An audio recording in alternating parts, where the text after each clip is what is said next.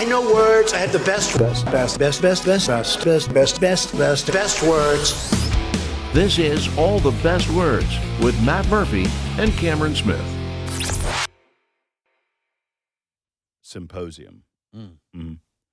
And I went to the sports book, and my idea was I wanted to put, a futures bet on my Georgia Bulldogs. It's fair. Before the season. And I did not feel like I'm getting a good rate of return. It was plus 700. So if you bet $100 on the Bulldogs, you would win $800. And I'm like, gosh, I don't feel like that is You don't feel like that's a good deal? Well, I mean, so if I put $1,000, I don't know. I wanted a little more because how much can go wrong in the course of the season? Now you got the playoffs, yada, yada, yada. I just feel like I felt like it was a testimony to the Bulldogs being good, and that's great because, the better you are, the lower that amount of return you get. I mean, it's not like we're the Auburn Tigers, for goodness sake. They're like a plus 2,000 or 2,500. Well, there's a good rate. Diego Pavia said that, Vanderbilt's going to be a national contender this year. That's in Bama this year, right? Yeah. Oh, my goodness. If y'all, that's not good. I don't think that's good for that young man. What did they say? Anchor down? Is that what they say? Or something like Anchor that. down.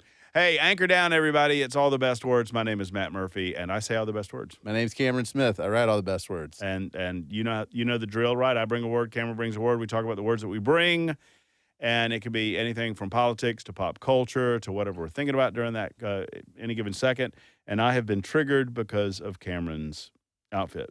Yeah, it's fair. Do they require you to wear those douchey sunglasses when you put on that top? Yes, it's actually part of the uniform. Whenever you're rolling Tide. You look like a coach. You do with the shoes and the khakis. You look like a Bama coach.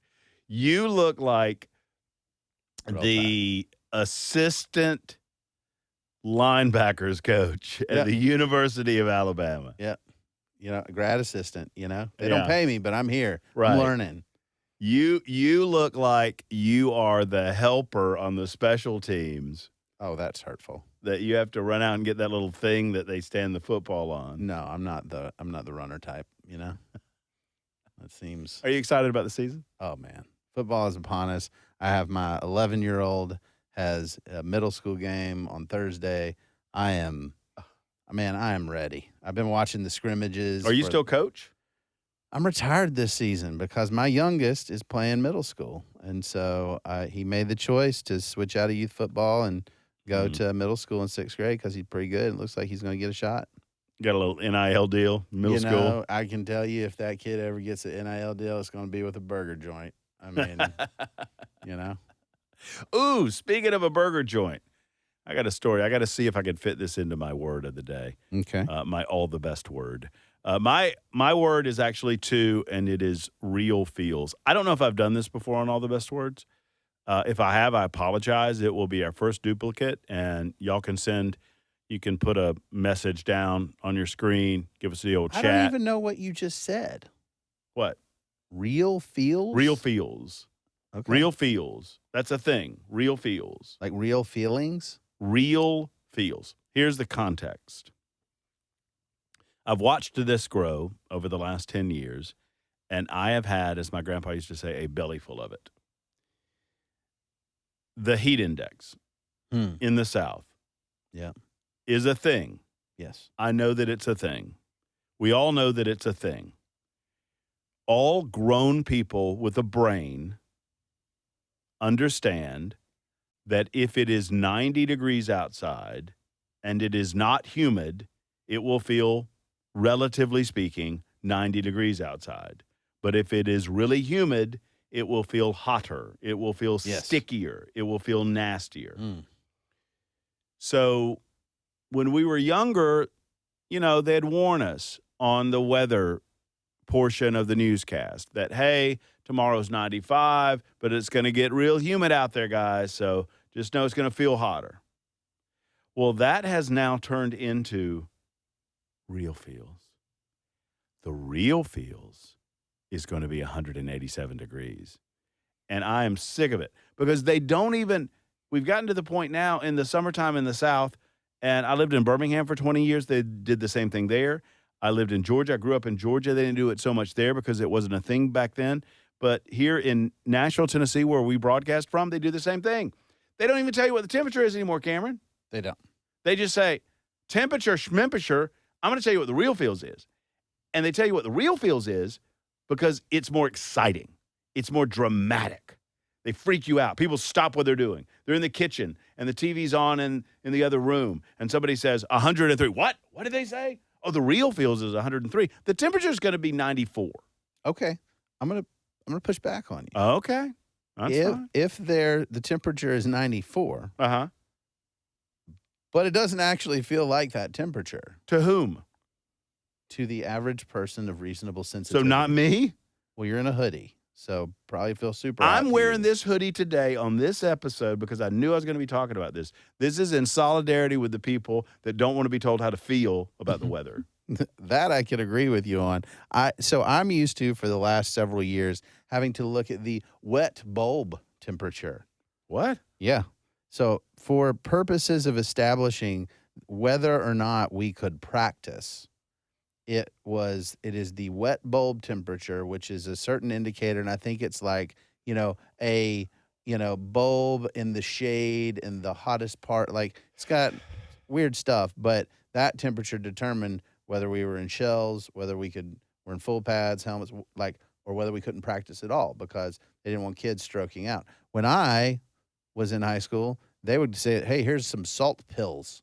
You should probably Right. take these before you go outside and melt. The man that made that A famous would withhold water Right. like all day. Right. You want to see how tough you Junction are? boys. How's your dehydration?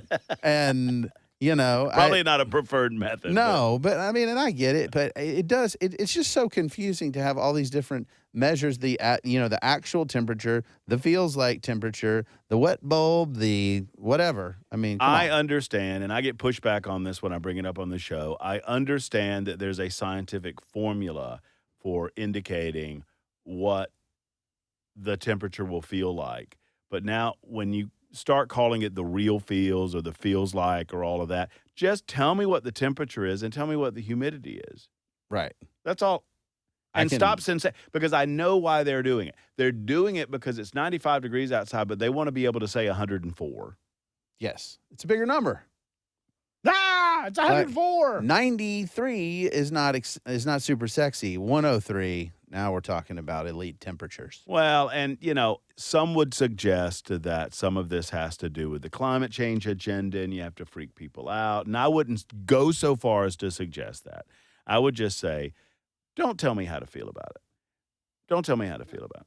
And when I was a 15-year-old boy working in Thomson, Georgia, Thomson, no P in Thompson, and I had a woman call me one day and call me a liar because we had a little weather substation behind the radio station. It was an official, national oceanographic. I mean, it was a NOAA weather substation.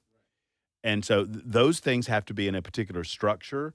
They have to be vented. They have to be shaded. I mean, all of these, rules to get an accurate reading for the temperature. And I was telling, on radio, 15-year-old, 16-year-old, that it's 94 degrees outside. And this woman called and said, stop lying to your listeners. And I said, what do you mean, ma'am? And she said, it is 105 degrees. And I said, I'm sorry, ma'am, it might be a little bit hotter where you are if you've got a thermometer. And she said, no, I just drove by the bank. And the bank, they used to have those time and temperature things. And the bank said it's 105 degrees. And I said, ma'am, do you know, because I happened to know, do you know where their measurement is located? Their thermometer is located? And she said, no. And it happened to be located in a metal box on the side of the bank building. She didn't get it. Real feels. That's my word. Well, my word is a little bit related because it goes to the point of reality shifting and it not being the same from day to day. And the word is depression. And that's not just the psychological state. I'm talking about the Trump depression. Oh, Yes, or the pending panic that will come if the appeals court strikes down Trump's tariffs. So all along, there was this law called IEEPA, which doesn't reference tariffs, but ultimately President Trump has said, well, this is the closest thing that'll give me the ability to impose these tariffs, negotiate all these deals because emergencies and stuff. His legal argument is very poor. It's never been particularly strong. It was, I like tariffs, I want to do them. Congress has not necessarily given me this authority directly, but the trade deficit's an emergency, and therefore I can do it. mm-hmm. And they've now come up with all kind of different ones. I mean, some of them are fentanyl. Some of them are trade deficit. Some of them are, based on other authorities like, your steel tariffs, copper tariffs, stuff like that. Cybersecurity. Right. And China. there's a lot of just words, right? And these things are emergencies. Well, they haven't actually been emergencies in any traditional sense of the word previously, right? Typically, when we're talking about emergencies, we're like an attack on the United States, a war, like that kind of stuff is the historical norm. A pandemic. Right, where you do some weird stuff. That said, Trump's DOJ suffers from this feels like dynamic all the time because, and Feels like an emergency. I can't imagine being an attorney, a straight-laced attorney under this administration. These are two different dates. On May 29th of 2025, the DOJ in this tariffs case where these businesses have sued and said you don't have authority to impose these tariffs. Mm-hmm. They said, well, the reason, court, you can't issue an injunction and stay these tariffs and not let them take effect is because the plaintiffs aren't going to suffer what's called irreparable harm, meaning, hey, look, if these things get struck down, we can just pay back the amounts of the tariffs that we've collected and no harm, no foul, everything will kind of go back to the way it was. On August 11th, 2025, they filed a document in the same case saying that financial ruin will ensue, that we are looking at Great Depression level economic catastrophe if the Trump administration is forced to pay back these tariffs. So two mutually exclusive positions, same case, different filings. And that's kind of where we are in the political moment. I don't expect anybody to look at this and say, hey, look at the inconsistency, other than maybe Democrats, but everything's inconsistent. Everything is sort of this disjointed, doesn't make sense. I'm arguing what I want to argue that serves me in the moment rather than being coherent across time. And I think it's something that we should at least have a discussion about. Is that something that we're going to do again, or are we just kind of abandoning that across the board? We have reached a new level of the weeds, I think. Yeah. I mean, that's okay. I don't mind because I don't know the answer to this question. When is this case to be decided? It's in I want to say it's the Third Circuit Court of Appeals. They've argued the case, and this was a post-argument filing. The argument on the part of the businesses is that only Congress has the authority to right, but specifically tariffs. Under IEEPA, which was this law that doesn't mention tariffs, that Trump is exceeding his authority by negotiating all of these deals, that there's no general statutory authority there for him, and therefore these tariffs are unlawful. If I remember correctly, the Chevron reversal was basically saying, look, we're going to go back to a stricter reading, and we're not going to grant executive authority, just based on giving grace to the executive We're not going to branch. defer to the executive branch anymore. Right. And so why do I feel like the Chevron case might have, or the recent reversal of the Chevron case might have a recent something? Yeah, I mean, I get it. I mean, it's been a long time coming that Congress needs to take back some control over some of these issues. Right. I don't know the particulars of what their argument is being made in the court level, except, I mean, if they decide that the president doesn't have the right to reset these, what do they go back to? they go back to the pre-tariff setup and say all the tariffs that you've collected, Yeah, but we still had tariff arrangements right before Trump. that were approved by Congress. And so you have Do we know that though? we have all kinds of treaties and things that go through Congress and are approved by Congress. Like NAFTA would be a good example, right? Mhm. Like you have all these trade agreements and stuff that follow the right process. What's happened is Trump saying, "Well, under this statute, I have this ability." Right. It to gives me negotiate. a gray area. Right. And so he's trying to make the argument that there is an emergency, therefore this statute kicks in, therefore I can do this without Congress. And the plaintiff said, "Well, that's just not true." How exactly? I'm just confused. I'm ignorant on this subject. Who's supposed to negotiate with the other country? Congress? Well, so you can actually negotiate and you can have a deal. Isn't that what we're doing? No, because we're collecting revenue. Well, I think the Trump administration would disagree that we're not in the midst of negotiations. They've literally bragged about the revenue that I they've understand. collected, I mean, right? I understand that. So if you're collecting revenue, by definition, you're not negotiating, you're implementing. And so negotiation, that president has broad discretion there, but then must come to Congress and say, "Hey, we've got this deal, sign off on it." It doesn't feel like a very effective way to deal with other countries. Yeah, well, it's constitutionally the right way. I mean, is it? Yes. I mean, I don't know. I would suppose. What do you want to happen? I think that structurally, based on the authority, Trump doesn't have it. And so if I were Congress and I like the tariffs and I have Republican control, then I say, "I'm giving you this.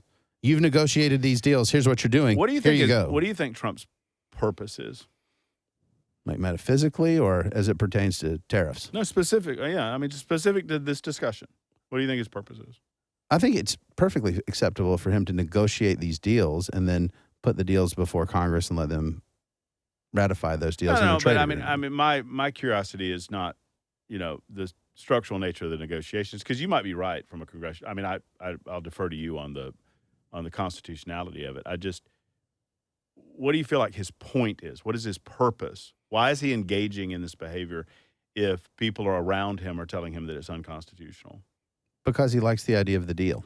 He likes to Or wants to get us in a better position? right, and I don't think that there's anything inherently wrong Do you with think Congress wants to get us in a better position?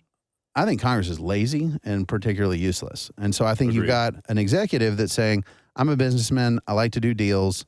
I'm doing deals," and a Congress that's doing nothing. And ultimately, what's going to happen is the deals that he's making, whether you like them or not, are going to be not all of them, but the ones that are based on the IEPA authority, I think, are probably going away. How many do you think those are?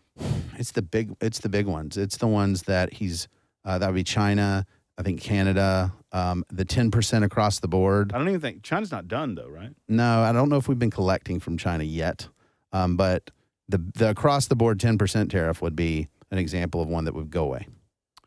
Well, I would love to see Congress do its job. I don't expect that Congress is going to be doing its job anytime soon. On that, we agree.